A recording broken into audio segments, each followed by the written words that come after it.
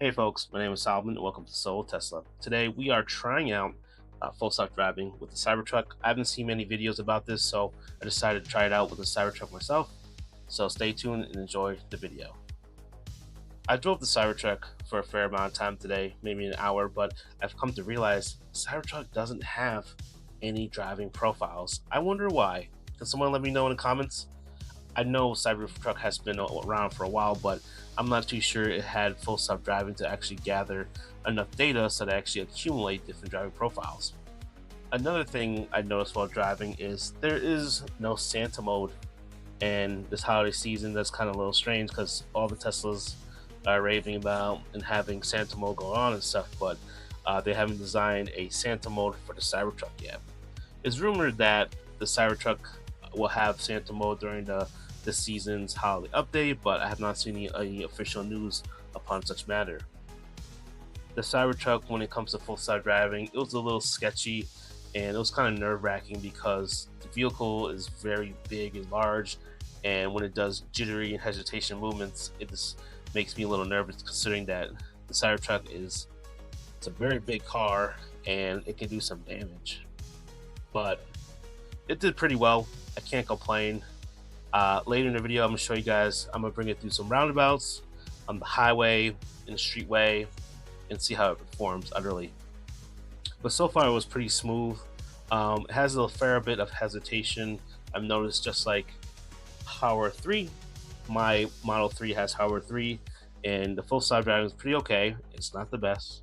However, it hesitates a fair bit amount. I tried the Model 3 Highlander with Power 4. It's very smooth, it's very nice. Maybe it just depends on the software itself, but it seems to be hardware 3, and the Cybertruck hesitates a little bit. Um, the hardware 4, well, the Cybertruck is equipped with hardware 4. It does pretty well, but it hesitates a teeny bit. Maybe it's just the software, but who knows. I tried the Highlander with hardware 4, and it was pretty amazing. It doesn't seem robotic, it doesn't hesitate at all. I know hardware 13, excuse me, I know full self driving version 13 is out, and it's cultivating towards attributing to the robo taxi uh, thing that's going on, and it's amazing to see YouTubers try it out. I can't wait to get my hands on it when it comes to um, start to finish, or what they call end to end on the highway. I think that's amazing.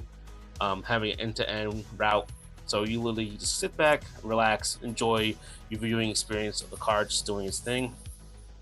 But it makes me really think what's going to go on in the future when it comes to Power 3 people. Yeah, sure, Tesla focuses on Power 4 individuals, but what will they're going to do about the Power 3 folks?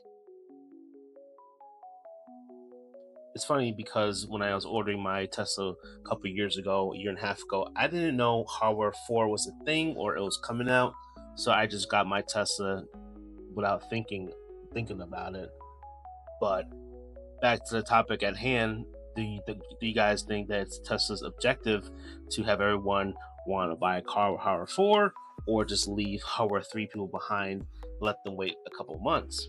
To me, it seems a little unfair. I think they should work both simultaneously. So people who have Teslas from Hardware 3 and Hardware 4 can enjoy these products evenly. But I don't think it's really worth $8,000 if you have Hardware 3 and you're not getting the best out the car, you know. Because if you have Hardware 3, you pay $8,000 or $100 a month. It just stinks to see that you don't even get the best features or the best characteristics of the vehicle. But that's in all due time. If you be patient, of course you'll get the software that you're looking for. I know version 13 has been a very hot topic this week, and it's just incredible. So, what do you guys think? Tesla's leaving people behind? Or you think Tesla wants people to upgrade? Let me know in the comments below. Now, I have to mention that this video, I had the car full self drive majority of it, but I had to disengage to keep the car back on track in the loop, so I could just bring the car back where I found it. So, It's not the car didn't do anything wrong. I just turned FSD on and off during situations where I wanted to stress test and see how it would do, but it did pretty great. I put it through some roundabouts coming up in a little bit, and it did give me a little problem with the first one, but I put it through three roundabouts, and it did pretty normal. It didn't hesitate much, except for one bit, but I think it just not enough data to show, or not enough data for the Cybertruck to actually act appropriately. But when it comes to Hardware 4 and the Model 3 Highlander, I'm sure there's a bunch of data contributing towards the Model 3 that makes it a nice, smooth experience within the neural network. Some people ask me how do all these Teslas function with full self driving. It's the neural network. If one car has full self driving, another car has full self driving, they're all attributed to the same database, and they act off what information is provided. And so, pretty much all full self driving Teslas are connected in the same pool, and they improve off all these information that's been given with every iteration and experience, whether it's an error or something good. But the Tesla with the full self driving, the Cybertruck, is pretty crazy. People still give Cybertruck drivers that look. If you drive a Cybertruck or you've tried one out, you know what I'm talking about. And it's pretty nuts. So, those who have the Cybertruck, is actually Smart Summon out for the Cybertruck? I don't know. I personally haven't looked it up, but I think it's not there. And I think it's insane that people spend $100 a month or $8,000 to not get that feature, especially if you buy the Cybertruck, or maybe you're waiting years for the Cybertruck. In fact, you know, I think when auto park is available for the Cybertruck, and I think it's a fantastic thing because parking the Cybertruck is low key kind of hard. I don't know if there's many of you guys out there who try to do so, but it's kind of tough because one, the vehicle is rather large, and two, if you try to steer it in reverse, it's it's steered by wire with four wheels turning. Is kind of difficult for most individuals. I know there's a portion of society that actually ordered the Cybertruck, and that's their first Tesla, and that's kind of like brave considering that the Cybertruck is of its own kind, and secondly, uh, being a Tesla is very different. So parking it is one very difficult thing to do, but of course you get used to it if you live with it, or you spend some applicable amount of time with it. That was one of my greatest issues when I actually rented a Cybertruck for a day. And was it financially responsible? Absolutely not. But I wanted to find out what the hype was about, and it was a fantastic experience, to tell you what. And the response, and people, they'll just keep staring. You ask me questions. I had people chase me down the highway and like record, and some people still do. You look, you're in traffic, you're sitting there, and you look to the side, people still look at you like you have a gun or something. But the Cybertruck is the future. Quite frankly, I know some people don't want to hear that, but it's one of its kind, and I don't think there's a vehicle like it. Not saying because it's bulletproof and looks like a refrigerator, but it's just that like the driving quality is very different from all the Teslas that's out there. I tried them all: the Y3 XS and the big old Cybertruck, and the Cybertruck gets me every single time, considering how fast it is for a truck, and also how smooth it is for a truck, and just all that stuff. But right here in this portion of the video, through the roundabout, it just jiggled a bit, and it kind of scared me, and it just blew my mind. I'm like, Jesus, imagine that was it, you know. Um, but the roundabouts were fine proceeding forward with that.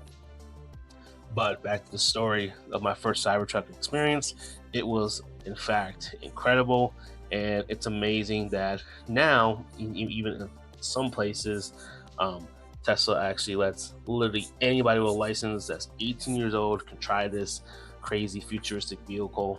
And is that a good thing? Yeah, I think for potential buyers, but I think if you're in a city where there's like people that there's crime or they're not good at driving or such, I think they might crash the Cybertruck. I've been seeing a lot of, maybe it's FOMO, who knows? But I've seen videos about Cybertrucks just crashing everywhere, and there's some on the news and some are on fire and whatnot. But I think that is simply user error because any car can crash, any car can blow up, any car can go on fire, unfortunately. But I think when it's the first time you're driving Tesla, I really think it shouldn't be a Cybertruck. But some people are brave and they just do just that. But thankfully, Tesla has allowed people to try these products before they even consider buying them. And people are just happy with Teslas. I know I'm happy with mine, and I always have fun trying out the other ones all the time.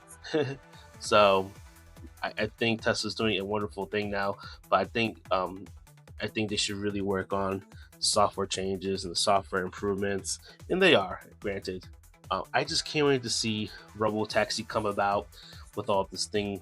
When the Robotaxi stuff come out for Howard 3, because it's going to be incredible. Sure, maybe 1 to 3 months behind Howard 4 people cries in Howard 3, but I think it's incredible that eventually, very soon, we're going to have Robotaxi like characteristics when it comes to full self driving, and it's just becoming very close as a, uh, a society or a group or just as a whole when it comes to full self driving in their neural network. And guaranteed in a year or two, the Cybercab is going to be like a reality. I mean, maybe sure they won't have it the hardware for it or something like that out as a finished product, maybe, but like just the characteristic of putting a destination in and allowing a car to just simply bring you there without you having any interventions is just incredible. It's like you're watching yourself move on its own, the car move itself on its own, and you doing nothing. It's just mind blowing. But don't get me wrong, supervise and recording and not recording, supervise and watching the car, it's still fine, you know. But sometimes you just want to kick back and relax. But it's going to take a long time for the cars to actually uh, be perfect. But will it ever be perfect? I don't think so. But it is darn cool and fun to watch these vehicles drive on its own. But thank you guys for watching the video and having much patience to stick around. I appreciate the viewership and the support, and it's just been incredible time just making videos and talking to you guys as a whole and talk about full self driving. And people tell me their experiences with Teslas and why they pick their Teslas and why I pick mine. I still make I still think it's incredible that like there's a community out there that enjoys these cars. But at the very same time, there's haters too in the comments and all over. But I think most haters are just pretty much people who never lived with a Tesla, so they all just see these things online, but they never live it. So thanks guys for watching. I hope you guys have a good day, and if you like the channel, subscribe, and if you like the channel even more, please check out the other videos, much like over here. Thank you.